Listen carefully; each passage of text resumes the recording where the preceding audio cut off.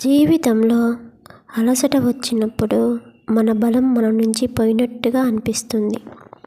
కానీ బైబిల్ చెబుతుంది, యెహోవాని ఆశ్రయించువారు నూతన బలం పొందుదురు. దేవుణ్ణి ఆశ్రయించినప్పుడు మన బలహీనతల్లోనూ ఆయన బలం ప్రత్యక్షమవుతుంది.